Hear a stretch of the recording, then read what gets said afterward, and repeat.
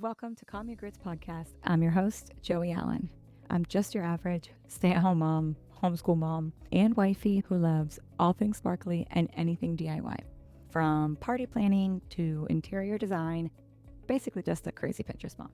Oh, and I've also recently jumped into the pageant life because why not? I'm a self proclaimed expert at nothing other than hanging on by a thread. I am living my best life during what I can only describe as my midlife crisis. This podcast is about nothing and everything. So whether you're here because you can relate or for some comic relief, my hope is that you'll walk away learning something new or at least feel a little less weird about the voices in your head and the decisions you've made in your life. Do you remember back when you were excited to become an adult only to find that adulthood is actually a trap? Join me as I share the early highs and lows of my adulting journey in episode 3, Life Happens. I moved here when I was 18. I had no idea what to expect.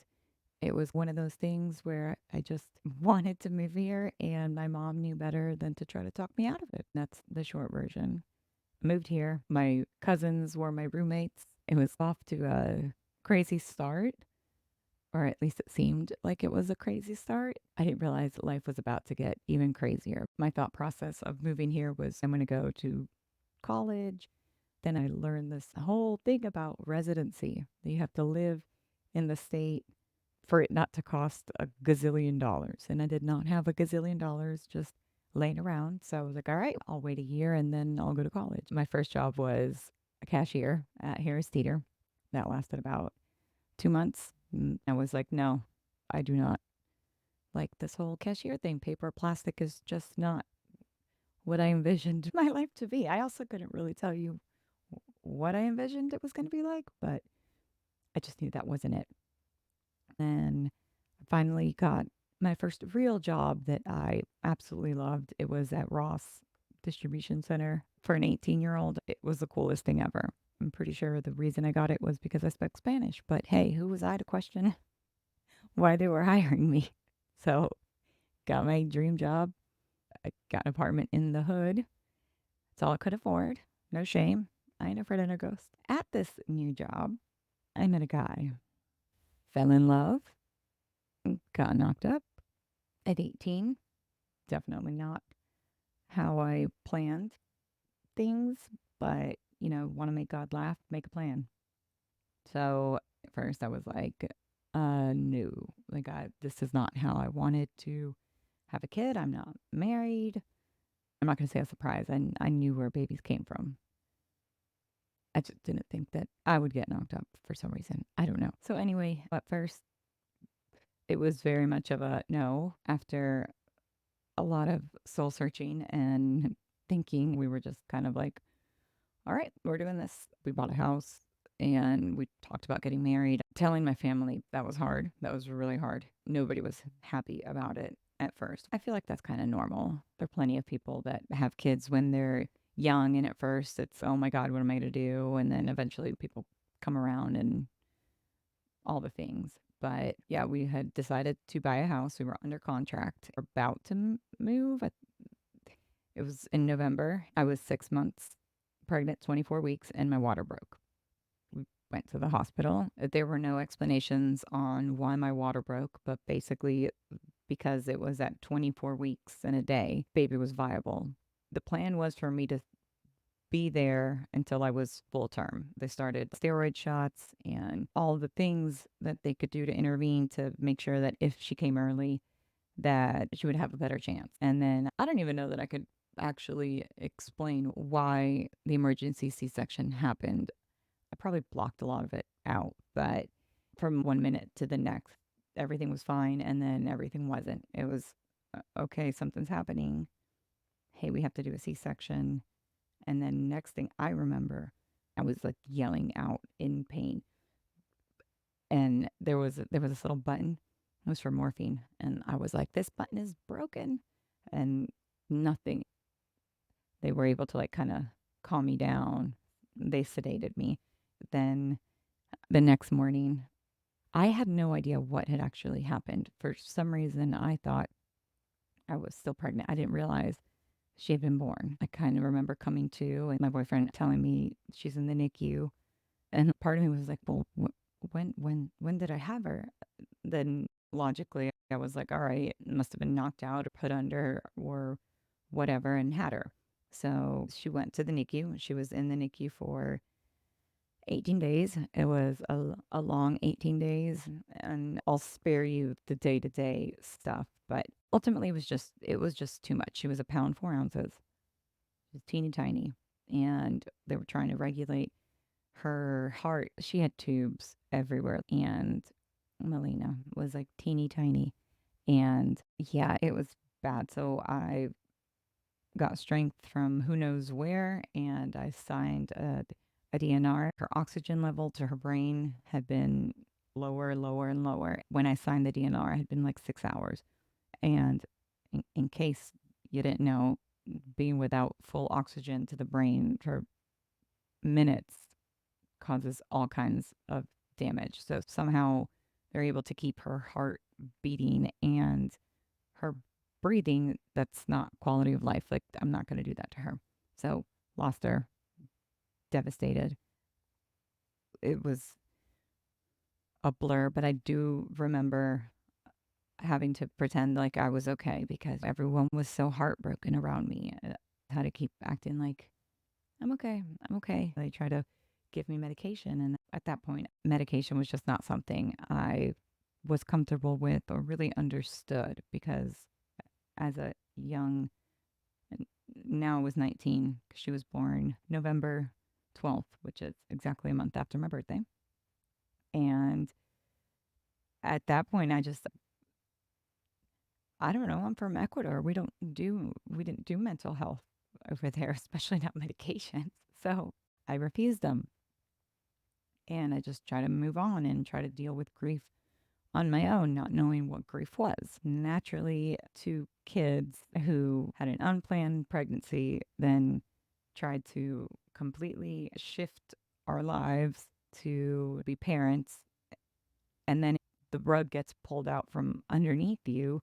Um, Grief pretty much turned us against each other. And there was also like this part of me, again, in the moment, I did not realize that felt like I failed because my body was the one that couldn't keep our baby safe and grow her to term. We just broke up. Now, in hindsight, we were both probably thinking if we're out of the relationship, then we can pretend like all of that never happened. And that was our way of grieving. Nobody teaches you how to grieve. We broke up, and 5 minutes later, I jumped into another relationship. I'm assuming I was craving stability. I was just craving someone that loved me and so many things going through my head, so many feelings, whatever. So jumped into another relationship fast. I want to say we dated for 3 months and then we were engaged. And I could sit here and try and explain why I did the things that I did, why I jumped into another relationship. It was probably a mix of my defense mechanism, just putting walls up and not allowing myself to be loved, and I'm very immature. I mean, I was 19, and then all of a sudden, this new relationship comes along with what at the time seemed like someone who absolutely adored me and was, I think, 7 years older than me, which at that age is a big difference. I felt super loved. I felt safe, and I craved that security. I craved being able to almost like prove to everyone else that I'm okay. And so in my mind, I was like, okay, we're gonna get married, and then I can have some stability, and everyone will just get off my back and quit worrying about me. Crazy way of thinking. We don't say crazy. So actually, the day that my ex proposed, I called my dad to give him the news. He didn't pick up. I left him a message on an answering machine. If you don't know what an answering machine is, Google it. And then I went to work the next day. I had a meeting early and I got pulled out of the meeting and I was told that my dad had passed away. So here I am, like this guy that I was like so in love with that had just proposed, and I was going to get my fairy tale wedding and all the things. And then my dad passes away same day. Yeah. So devastating news. I went to Ecuador for his funeral. I was there for about a week, came back, and I feel like I was almost trying to do that thing again where if you just pretend like it didn't happen and you don't deal with it, then it didn't happen, right? So that was my way of dealing with grief. I was no expert, but I wasn't even over the grief that I had just dealt with. And now here I am. I lost my dad. And I was super focused on planning the wedding. Uh, from when we got engaged to when we got married, it was 6 months. So I planned that wedding pretty fast. And I can't remember why it was so rushed. But here was that like the illusion of stability. My family came for the wedding, everyone loved him. It was that stability that I was looking for. And things settled down. I wasn't okay. And so finally, I was like, all right, I'm going to go do this therapy thing that everyone's been telling me to do. Here I was thinking I was going to therapy to deal with losing my dad. Could you guys picture how that first session went? Like, I, you call, you make an appointment, and the reason behind it is my dad just passed away. And then after 30 minutes, I've unloaded everything else from moving here by myself to unplanned pregnancy, all of that. And this poor guy probably thought he was just going to help me deal with grief. And yeah, a whole bunch of crap surfaced, but I kept going and it helped. I got to a point where I felt okay, but I couldn't be married.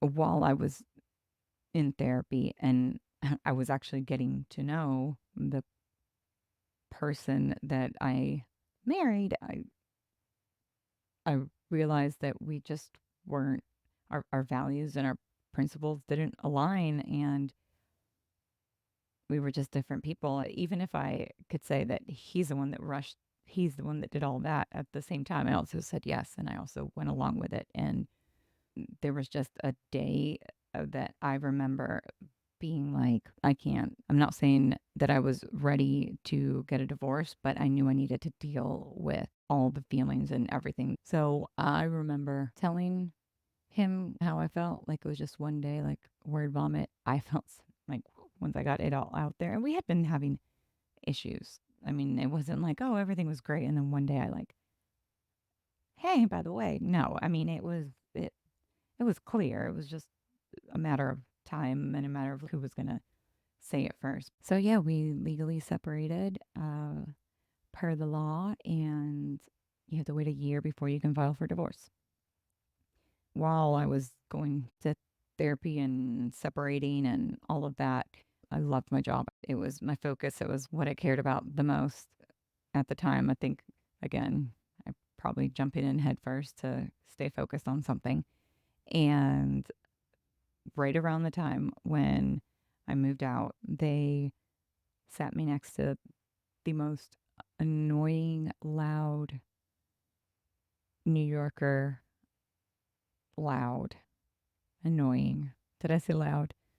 For those of you who know me, you know who I'm talking about. For those of you who don't know me, I'm talking about my husband, Lucas. So call it perfect timing, but they sat us next to each other right around the time we were both going through separations. I don't know. God works in mysterious ways. I was at a point where I had dealt with a lot of grief, done the therapy, done the things. So I truly believe had I met him a year before, I was a completely different person. And so was he. Again, perfect timing. He was so easy to talk to. He talks a lot too. And we became friends. And I was so out of his league. I still can't believe he had the balls to ask me out, but he did. And I was like, okay. And that's all it took. Yeah, I think it was like by the end of our first date or maybe second date. It didn't take long. We had both laid everything out on the table and we were really into each other, but we didn't want to rush and be crazy and repeat cycles that we had done in the past. We both never really got to experience the grown up party life. Like he went to college, he did his 6 year plan, but then he was all work, work, work, and he felt like he had never gotten to party, which is BS. I actually never got to be a kid. I moved here when I was 18, got knocked up, uh, married, and divorced. So, anyway, we agreed that we were going to move in together, move uptown. After the second date, it wasn't like we were like, oh, let's move in together. I can't remember at what point in our relationship. I think we had been dating at least a few months. At least it was more than 5 minutes, which is big for me. Our plan was let's move uptown, let's have fun. We weren't trying to go and live the uptown single life. We were past that. We knew we wanted to be with each other, but what's the point of rushing?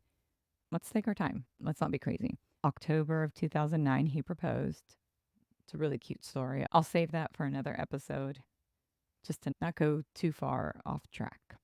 So, engaged, and then a year later, we got married.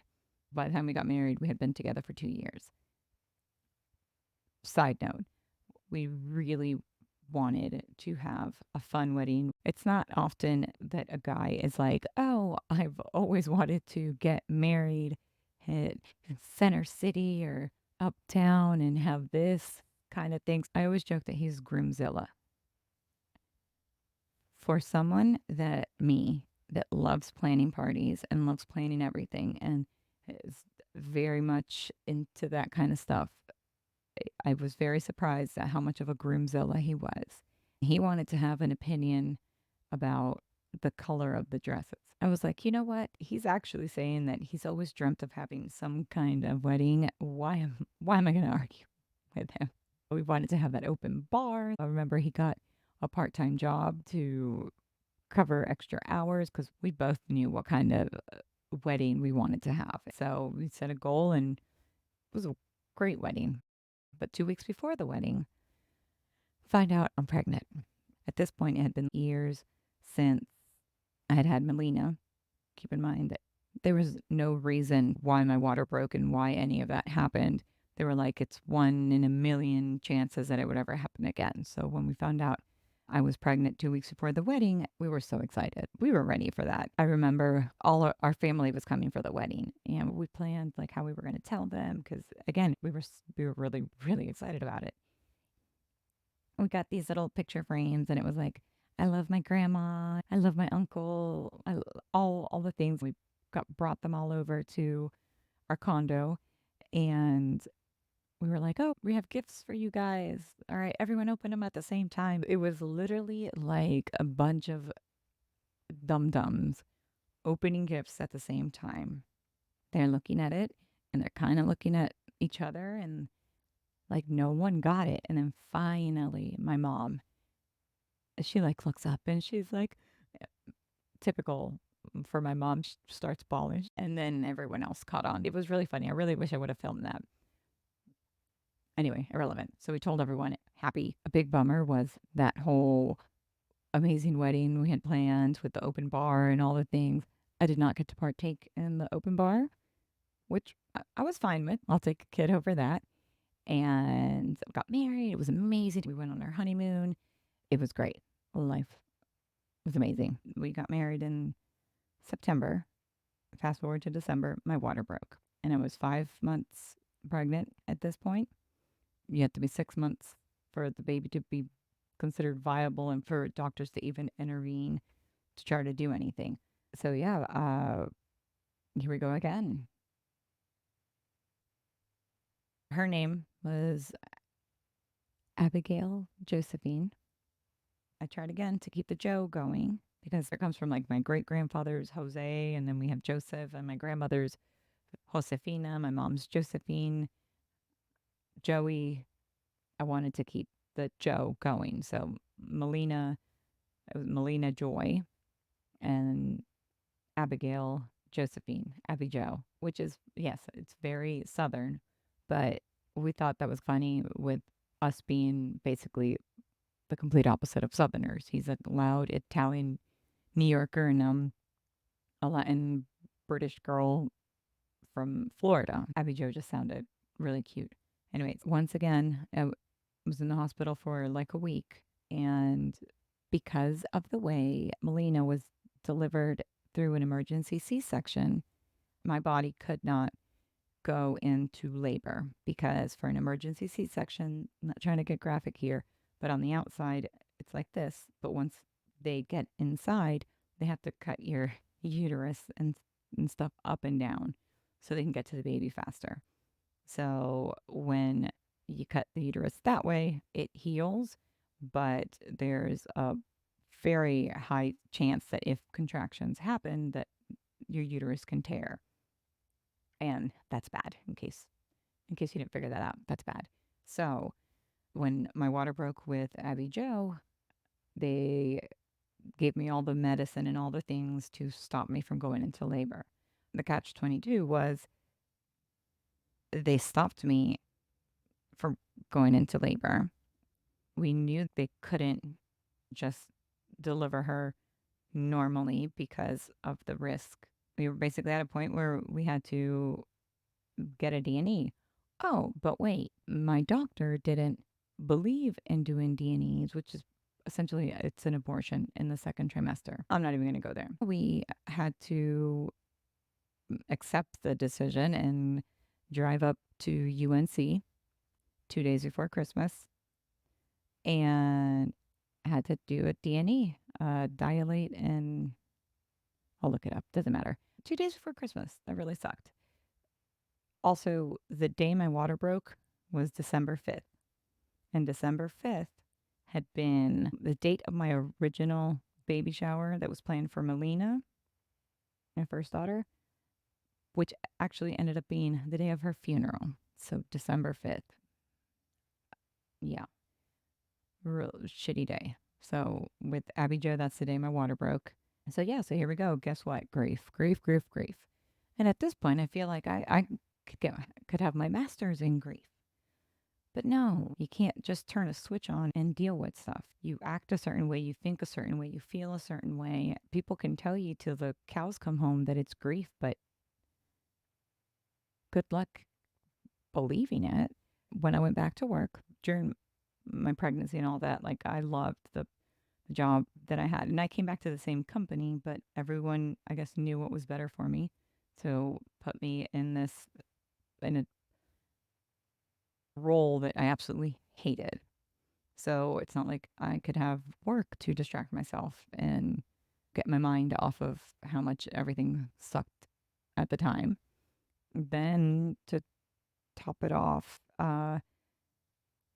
March, my cousin that was like a big brother to me that had just been at our wedding that everyone met commit suicide. I'm barely hanging on after losing Abby Joe and then more devastation, more grief. Uh, as you can imagine, things weren't great in our relationship because it was just the way that I dealt with stuff. I just shut down. It was my body that had failed again. We'll call it, walls went up, defense mechanisms pushing away. How could this person possibly love me? I can't do anything right. I hated my job. It was a lot. So our marriage was being tested 100%. And I remember the lowest point we had gone out for, and we never missed a bar crawl when we lived uptown. Remember how I said that we had decided to move uptown for a year? That ended up being 3 years because when we got engaged, we're like, well, why are we going to move to the suburbs now? Let's continue to enjoy this time during our engagement. So we renewed our lease. And then when we lost Abby, we renewed our lease again. Anyways, we lived uptown. We went to every single bar crawl out there. We did everything. We were living the uptown life. It was fabulous.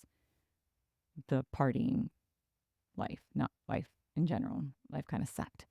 So drinking was a great alternative and a great way to cope. I remember one of our lowest points was St. Patrick's Day. St. Patrick's Day is my husband's favorite holiday.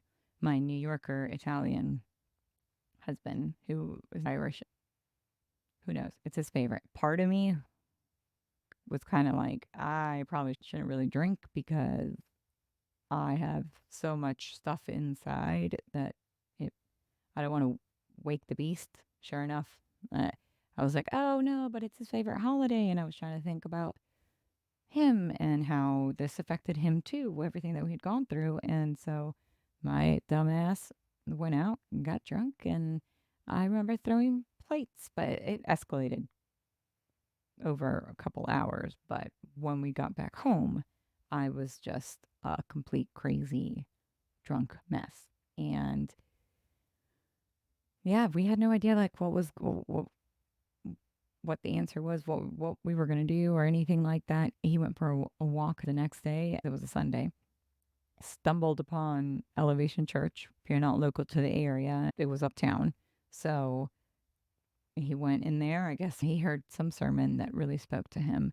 I remember he came back and he was like, hey, I don't know what the answer is, but I want to go to church. My relationship with God had been very rocky because I never understood like what kind of God would